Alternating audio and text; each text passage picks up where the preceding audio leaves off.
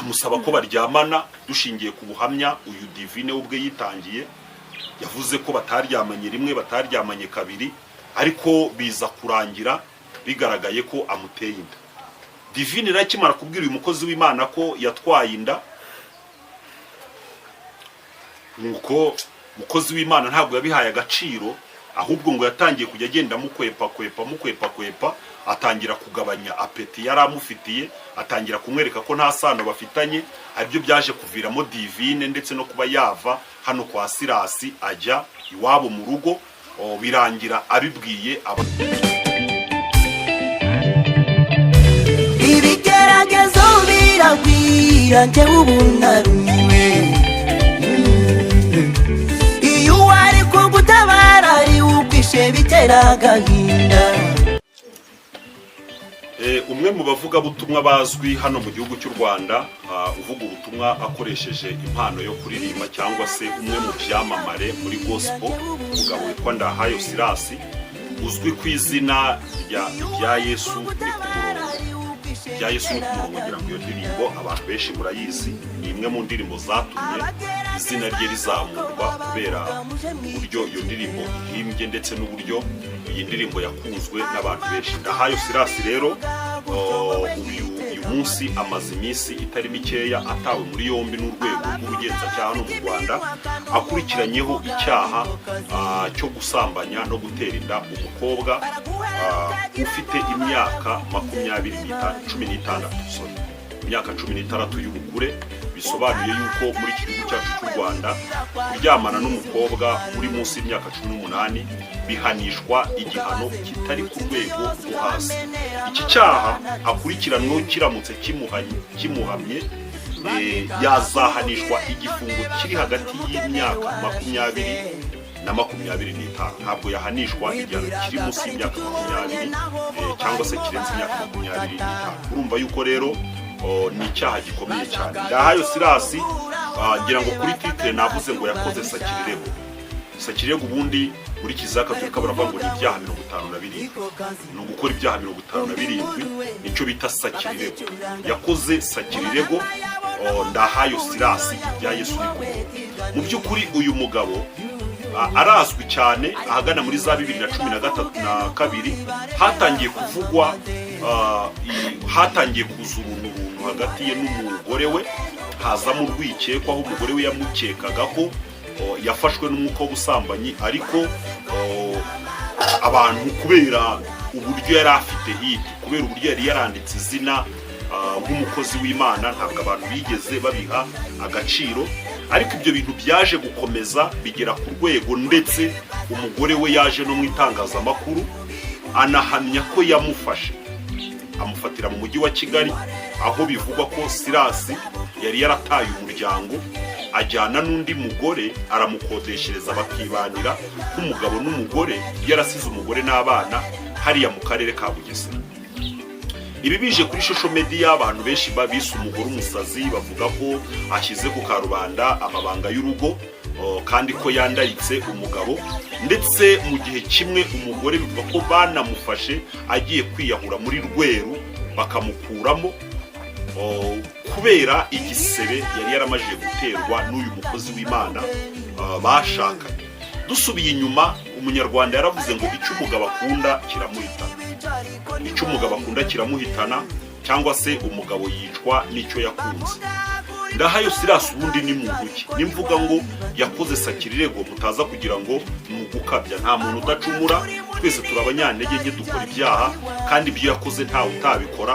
Wenda icyo abeshi batakora mu kuryamana n'uwo mwana kuko bazi neza ko amategeko yabakanira akabata mu rwakajwiga, ariko abeshi baryamana n'abagore bakuru n'abakobwa bakuru gutyo.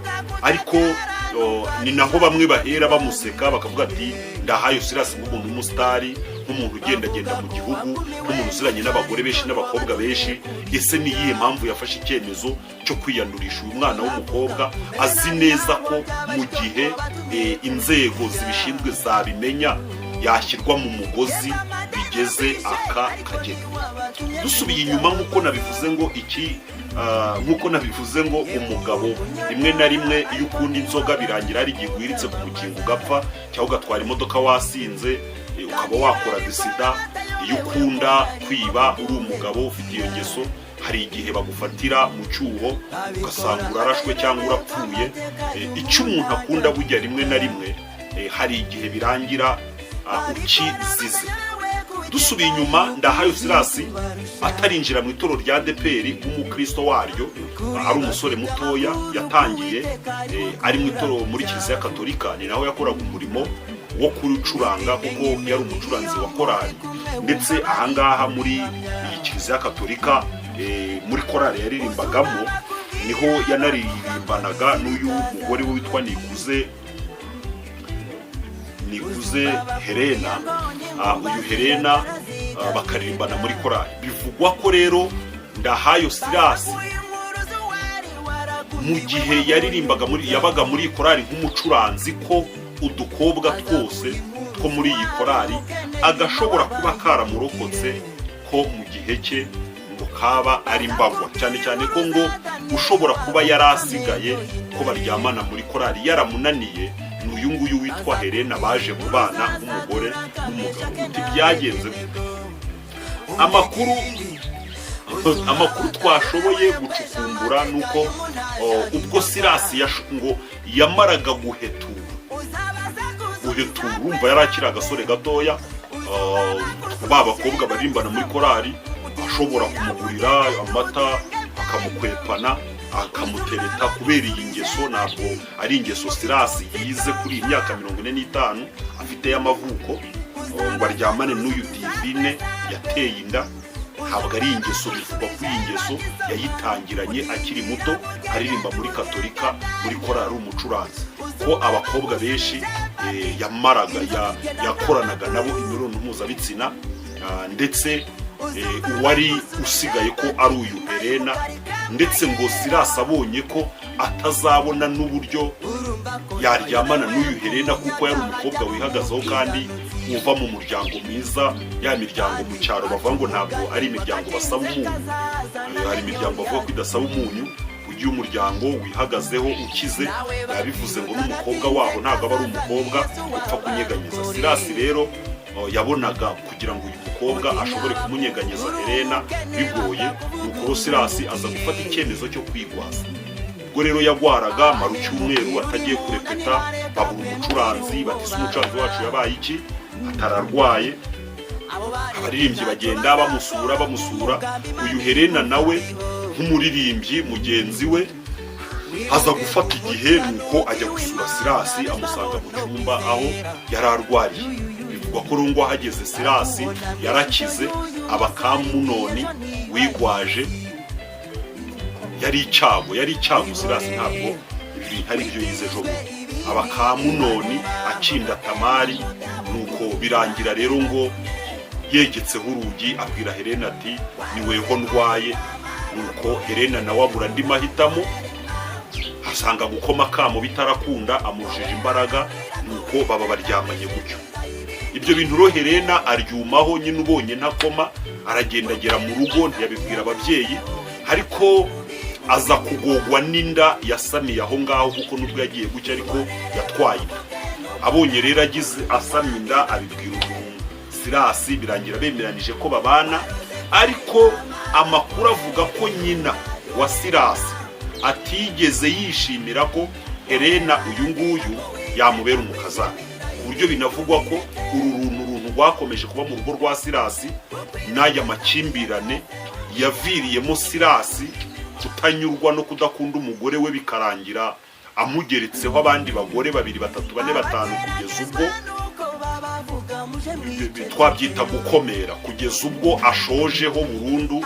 Noneho uru ruhinja ari narwo rumukozeho uko bitangazwa. Nyina wa Silas nawe abifitemo uruhare. Abenshi bavugaga ko uyu Helena nk'umugore wa Silas ari we afitemo uruhare, ashyushya umugabo. Ariko abantu bamwe bavuga ko Helena n'uwamubona mu itangazamakuru ukareba n'isura ye n'uko ameze, bavuga ko ari umugore ndetse ngo wihanganye, kuko Silas ngo nubwo abantu bamubona ku ruhimbi arimo kuririmba, ukamubona uburyo yitwara, yanditse izina ukabona ari imfura, ariko bivugwa ko uyu mugabo ngo Helena yamwihanganiye ibintu birenze ubundi by'umuntu yakwihanganirwa, kugeza ubwo ko iyo Helena ngo hari igihe yajyaga kubitwa na Sirasi apfukama.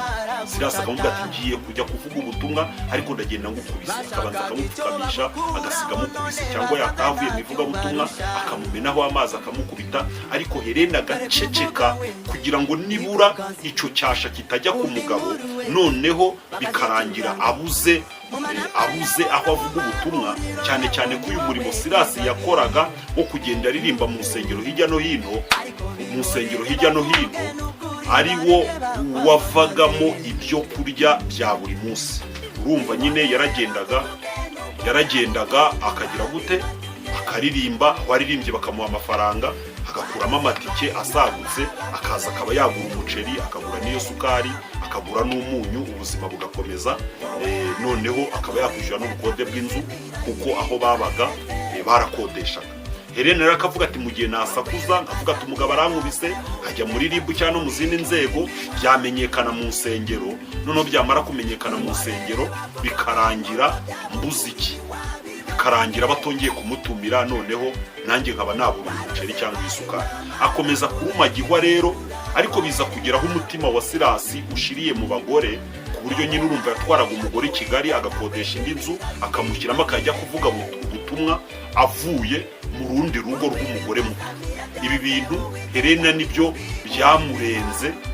Uru rugo rwo kwa Sirasi rwari rurimo n'ibibazo mu bana babyaye, mu bana yabyaranye na Helena harimo n'umwana ufite ubumuga, byasabaga ko abantu bahora bari hafi, ariko uyu mwana ngira ngo muri iyi minsi ishize yaje kwitaba Imana, Imana ikomeze kumutuza heza. Helena rero biza kurangira urugo rumunaniye, ahitamo gusezera arigendera, ariko nyuma gatoya mbere yuko asezera nibwo Helena yaje kuzana uyu mwana witwa Nikuze nawe Divine, amuzana mu rugo, amugejeje mu rugo nk'umwana agomba kujya abafasha mu buzima busanzwe, cyane cyane ko bari bafite umwana ubana n'ubumuga.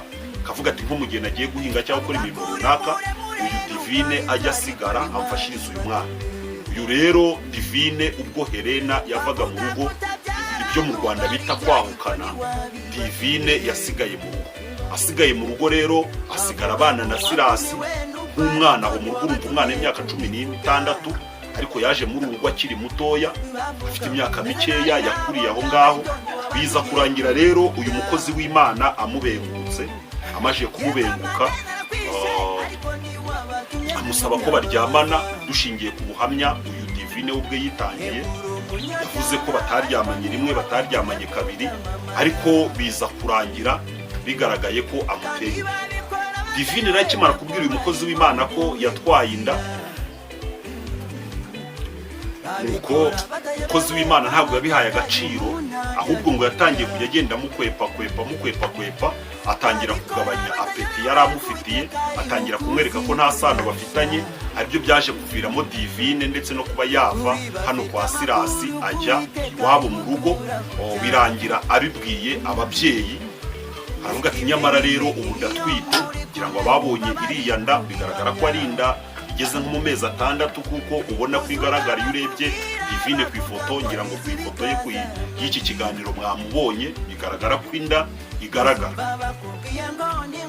Sirasi amaje kubona rero yuko ibintu bishobora kuba bihindiye isura, nawe atangira kugenda kwepa, ariko muri iki gihugu cyacu bibutse ko ukoze icyaha icyiza bari ukwitanga, no kuva ko wakwepa byo urimo kurushya iminsi, n'ubundi ufatwa wararushye, wafashwe mbere wenda n'igihano asa nk'ukigejeje kuko biza kurangira inzego zibishinzwe, biza kurangira ababyeyi b'uyu mwana.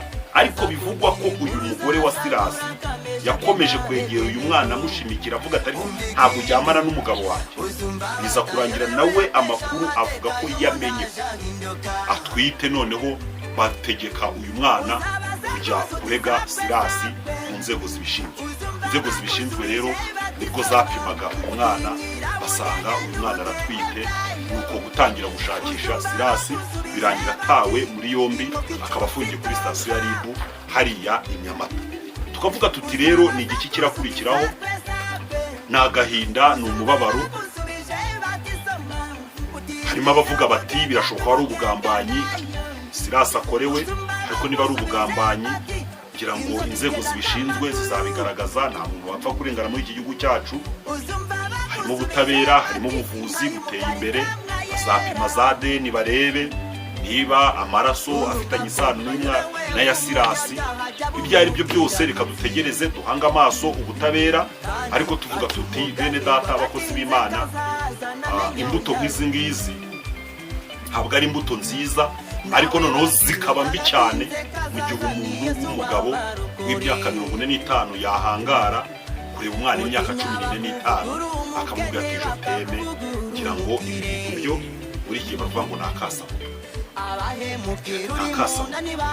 Ntabwo kuba ufite abana ukabasiga ugashyira ubuzima bwawe mu gifungo gishobora gukabakaba mu myaka 20 uzize ikintu washobora kwirinda. Silas yari afite umugore, kandi niba yari umwe, nibyo Natani yabwiye Dawidi, aravuga ati ahubwo yamufate muka uri unamwice.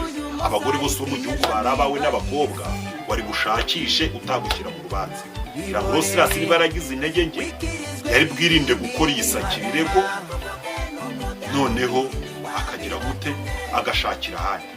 Nayo nguko rero asize umuryango, aho ari mu butabera, afite umuryango, afite abana. Nabonye umugore yaragarutse mu rugo kwita ku bana. Nkaba mvuga nti rero abafana ba Silas, inshuti za Silas, wenda ukurikiranweho ibyaha we amaboko ya leta iranamutunze, ariko nimutera inkunga bariya bana, nimutera inkunga uriya muryango, kugira ngo bariya bana batagirwaho n'ingaruka z'ibihe bibise batangiye kunyura. Weho utarakanda subscribe, ukande subscribe kugira ngo ibiganiro byacu byishimo official bijye bikugeraho igihe. Share, like, ubundi ukomeze kuryoherwa n'ibiganiro tuba twabateguriye. Mani bamugisha mu izina rya Yesu. Abageragezwa nuko babavuga muje mwicecekera, hanyuma bitumye mbivuga gutyo wowe yitega amatwi. Abavuga bafite iminwa kandi umunwa kuvuga niko kazi, baraguhera ukagira ngo baragukunze kumbe bari mu kazi. Ukabahaka ibiwawe wibwira kwa inshuti z'umumaro, ukabazengurutsa inzu yose ukabamenera amabanga ntacusize. Bakekaga kuri umukire none basanzura umukene warashize.